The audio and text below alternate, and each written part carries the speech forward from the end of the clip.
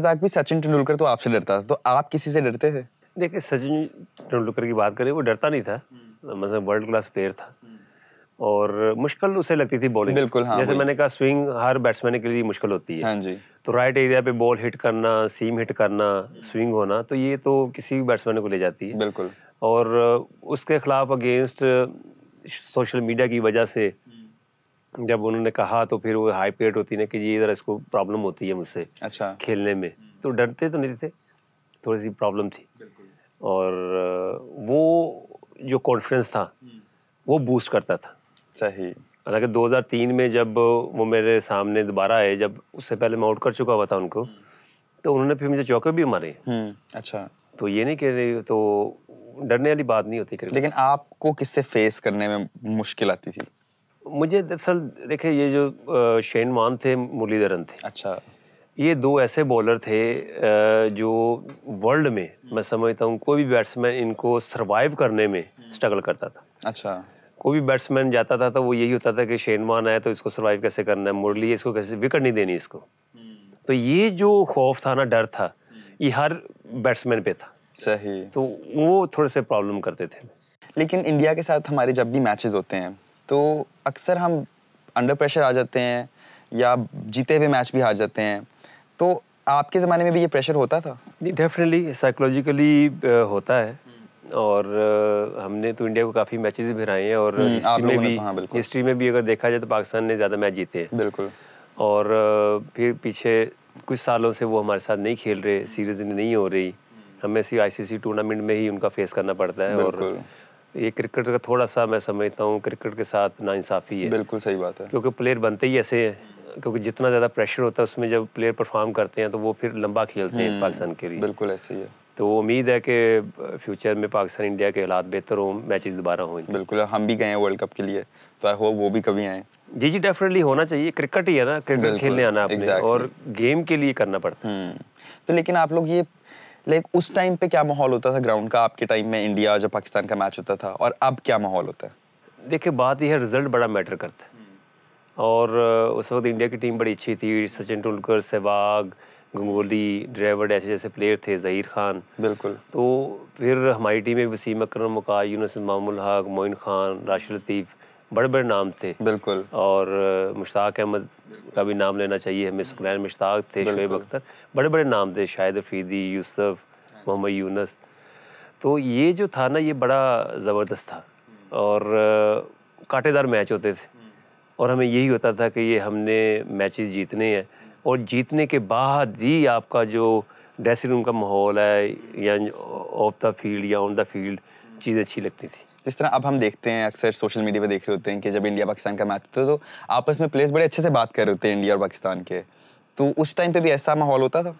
देखिए, क्या स्लेजिंग ज़्यादा होती थी? नहीं, स्लेजिंग का नहीं। देखिए, समहाउ कुछ मैचों में हुआ है, हर मैच में नहीं होता था, कुछ मैचों में। अच्छा। और जैसे हम इंडिया में जाते थे तो इंडिया की आवाम जो थी वो पत्थर शत्थर मारती थी, बोतलें मारती थी, इस तरह की चीज़ें भी, मैच भी रुके हैं। तो डेफिनेटली वो इमोशनल जो है वो तो है, पर अब मैं समझता हूँ काफ़ी चीज़ें बेहतर हो गई हैं। और अगर अब पाकिस्तान जीतता है तो कोई ऐसा शोर नहीं होता, इंडिया जीतता है तो कोई इतना शोर नहीं होता, या कोई भी टीम हारती है। बिल्कुल। तब क्रिकेट को क्रिकेट समझना चाहिए और जो गेम को है उसको एंजॉय करना चाहिए। बिल्कुल ऐसे ही है। वो हमारे दोनों तरफ ही बहुत जज्बाती फैंस है ना, तो जज्बात बहुत जुड़े। तो मैंने ये भी देखा है, अभी आपने ये बताया कि वो पत्थर भी फेंकती है, लेकिन मैंने फिर दूसरी साइड भी देखी है कि वो बहुत ही ज़्यादा करती भी थी। मतलब एक दफ़ा मैं इंडिया गया था तो इंजी अंकल और बाबा साथ थे, तो वो होली का कोई दिन था, तो वो सारे फैंस, इतने मैंने पाकिस्तान में नहीं देखे जो उनके इर्द गिर्द जमा हो नहीं, गए। देखे, फैन तो इंडिया में बहुत ज़्यादा है पाकिस्तान, हाँ जी। और पसंद भी बड़ा करते थे। बिल्कुल। और इवन के जब हम वहाँ इंडिया गए हुए थे तो गंगोली ने रेस्टोरेंट खोला था। हाँ जी। और उसकी इनॉग्रेशन पे हम सब गए थे, और इतना रश था, मैं आपको बता नहीं सकता, क्योंकि इंडिया के लोग ज़्यादा हैं। और मैं कहता हूँ अमेजिंग। आपकी सबसे ज़्यादा किससे दोस्ती है इंडियन क्रिकेट टीम से? देखिए, दोस्ती किसी से भी नहीं। जैसे उस वक्त इंडिया की टीम पाकिस्तान आती थी, सहवाग से मुलाकात होती थी, ज़हीर खान, गंगोली, बिल्कुल। या हम जिम शिम कर रहे होते थे, ये आते थे तो बड़े अच्छे तरीके से मिलते थे। तो ये इतना था बस। सही। अच्छा रज़ाक भी मुझे बताएं, 2010 में साउथ अफ्रीका के अगेंस्ट जो आपने ज़बरदस्त गेम ऑन की थी, उस टाइम पर जब पाकिस्तान के मैच जीतने के कोई चांसेस ही नहीं थे, obviously it was memorable, so how did you manage that win? Pressure था? देखिए जो नंबर 6 नंबर 7 डाउन होता है ना, हमेशा उस पर प्रेशर होता है, क्योंकि जब मैच शुरू होता है बैटिंग में स्पेशली, तो सिचुएशन आपके कंट्रोल में होती है। बिल्कुल। अगर आपने 250-300 करना है तो आप कहते हैं यार हो सकता है हम 1-2 विकेट पे कर जाएं। तो जो विकेटें गिरती हैं, एवरेज बढ़ती है, तो प्रेशर बार पे बैठे ज़्यादा बढ़ना शुरू हो जाता है। सही। अब जब मैं गया था तो 7-8 की एवरेज चाहिए थी और 160 रन चाहिए थे और 4 विकेटें थी। अगर मैं आउट होता तो मैच वहीं पे डेड हो जाता।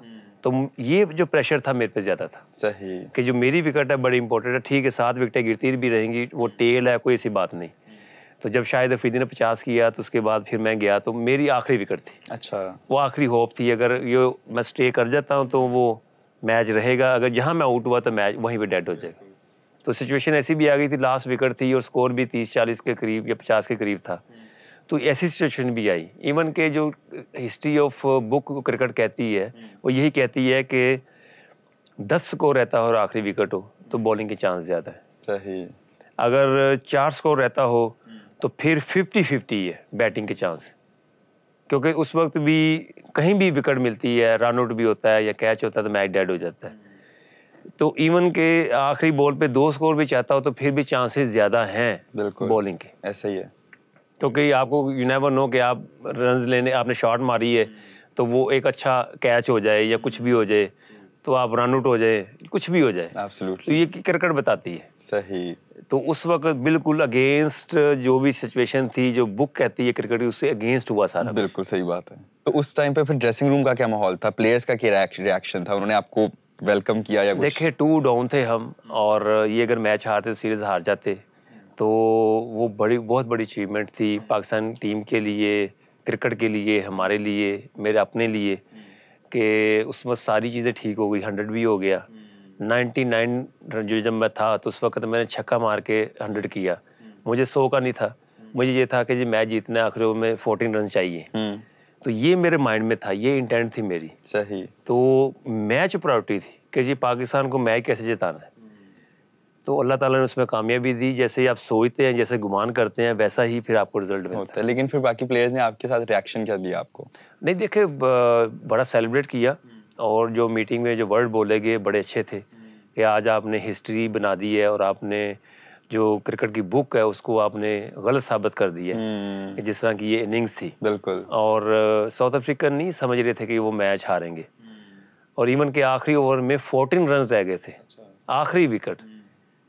तो उस वक्त भी उनके चांसेस थे कि एक बॉल चाहिए था उनको। बिल्कुल। तो वो बड़ा अल्लाह का करम हुआ, बड़ा अच्छा वाकई रहा। सही बात है।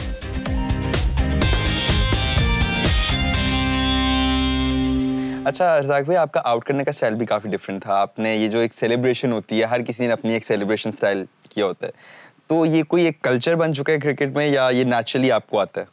देखिए नेचुरली या होना आपको चाहिए। एक वो होता है बनाना है, अब बनाना है? देखिए चीज़ें क्रिकेट में आप अडॉप्ट करते हैं हम्म।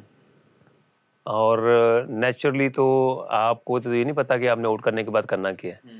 एक होता है नेचुरली चीज़ें, वही करनी चाहिए। बिल्कुल। जो नेचुरली चीज़ होती है ना वो अच्छी भी लगती है। अगर जैसे मैं आउट करके, जैसे इमरान खान थे, वो आउट करते थे तो बिल्कुल नॉर्मल होता था। बिल्कुल। जैसे वसीम अकरम का था, उनका भी एक अपना एक स्टाइल था।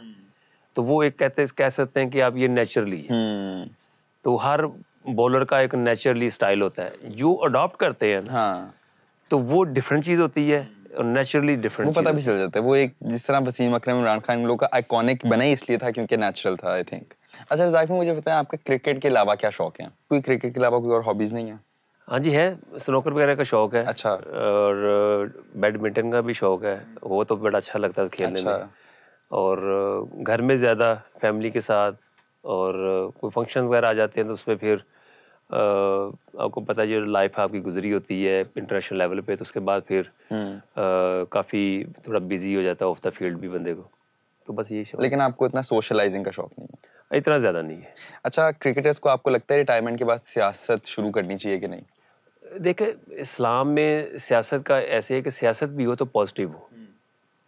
नेगेटिव सियासत जो है ना वो उसके इम्पैक्ट अच्छा नहीं पड़ता और साइड इफेक्ट हैं, और ये हमें भूलना नहीं चाहिए बिल्कुल। कि जो अल्लाह का कानून है उसमें ये लिखा हुआ है कि अच्छे काम का अंजाम अच्छा है और बुरे काम का अंजाम बुरा है। तो दुनिया की कोई ताकत इसको बदल नहीं सकती। बिल्कुल। ये लेट आई या जल्दी आई, ये आता है बकायदा से। तो जो भी सियासत करनी है पॉजिटिव करनी चाहिए, जिससे दूसरों को फ़ायदा हो। बिल्कुल, एब्सोल्युटली।